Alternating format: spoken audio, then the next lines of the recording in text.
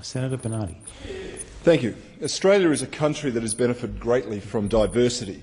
And being from migrant stock, I have personally benefited from migration and the infusion of other cultures on our nation. Yet while our culture is drawn from many countries and customs, it is still one thing, made up of a set of core values that should be reflected in every living room right across the nation.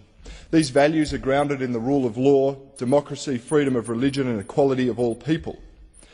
And so when talking about a national culture, we need to focus on what binds us together, such as our language and our social inheritance. For as Abraham Lincoln said, a house divided against itself cannot stand. When migrants come to Australia, we should, in the words of Roger Scruton, say, welcome them into our culture, not beside or against it. It is not enough for us to be what David Cameron calls a passively tolerant society. That is, a society that says to people, you can do as you wish, even if you breach our common social covenant, as long as it is within the law. A country will never be united. It cannot be strong and confident if it follows that path. Cameron went on to say, a genuinely liberal country does much more. It believes in certain values and actively promotes them. It says to its citizens, this is what defines us as a society. To belong here is to believe in these things. Now, each of us in our own countries, I believe, must be unambiguous and hard-nosed about this defence of our liberty. Australians should always be ready to say no to the path of isolation and separatism, and yes to embracing our common values. It is right for us to ask, therefore, what benefits come to our country when we encourage people to isolate themselves from their fellow citizens? How does separation help us to maintain a society that needs to be united by our shared values to be ready to tackle the future? And I will always unashamedly advocate for core Australian values, a strong and a cohesive society and a united Australia. Yet in today's age, defending Australia's cultural institutions and values is not without personal risk. For to do so requires questioning the practices and ideologies that threaten Australia's social compact, that threaten the things that bind us together as Australians. And of course we need to respect individual freedoms, and we must recognise too that as Australians we share in and are all part of a shared culture, shared language and shared values. But we must be able to critically examine actions and ideologies when they are at odds with our own standards. And while we can be colourblind in all aspects of our society, we cannot afford to be behaviourally blind.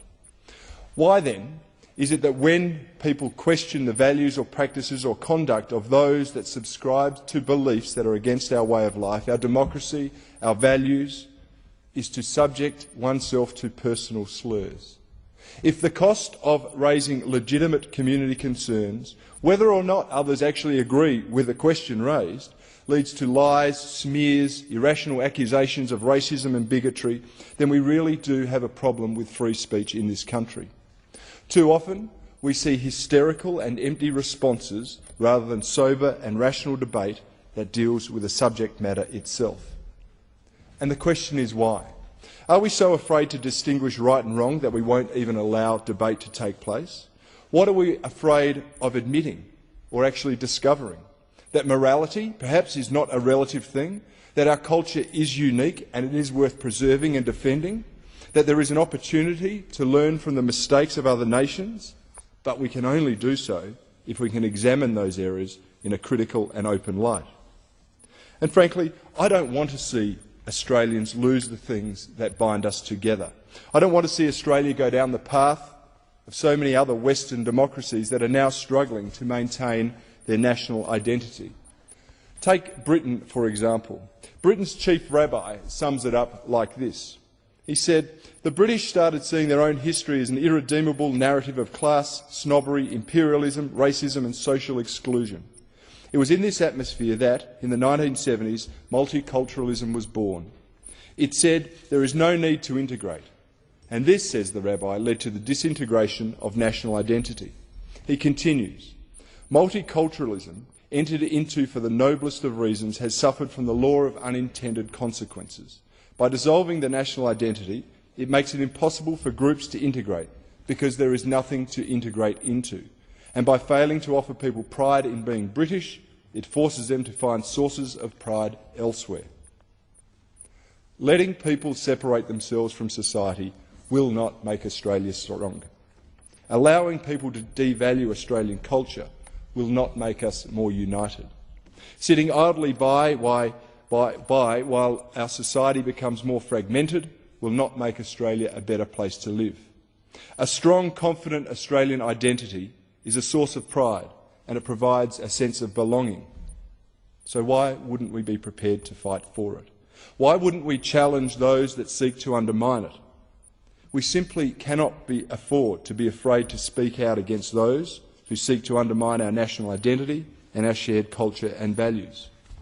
But it is little wonder that Australians feel as if they're trapped in what I call the whisper zone. And what is the whisper zone? Well, it's a product of political correctness.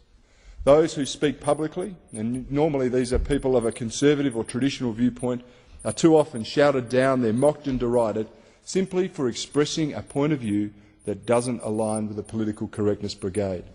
And this has the effect of silencing people because they're afraid of being intimidated and ridiculed.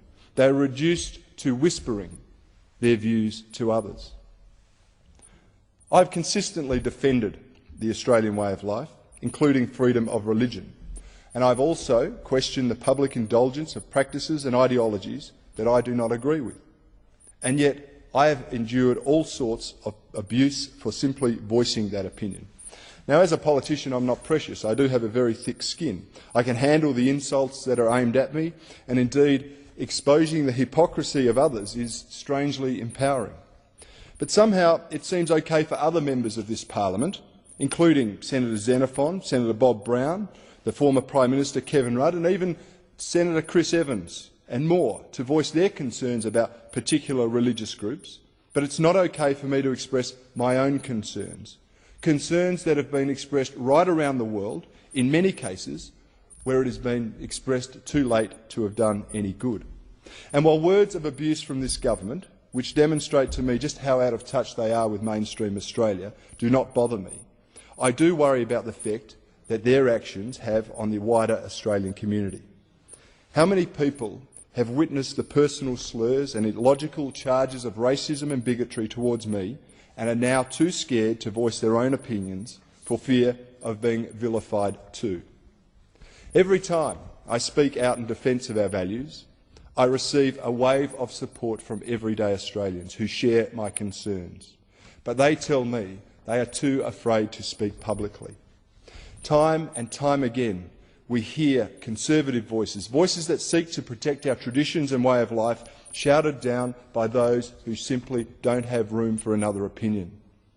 And the important issues are lost in a blitz of character assassination, vitriol and misrepresentation. But I say no more. It is time for us to break out of the whisper zone, because what is at risk if we stay silent is simply too precious to lose. We cannot afford to lose our culture or our guiding principles. We cannot afford to lose the unity that comes from our shared values and sense of community. Compared to a financial balance sheet, a cultural balance sheet is almost impossible to restore once it is lost. So we have to take a stand. Otherwise, we risk going down the same path of some other Western nations. And of course, we can continue to celebrate diversity. But when uncritical tolerance undermines that which unites us, we cannot and we should not stay silent. As David Cameron said, at stake are not just lives, it is our way of life.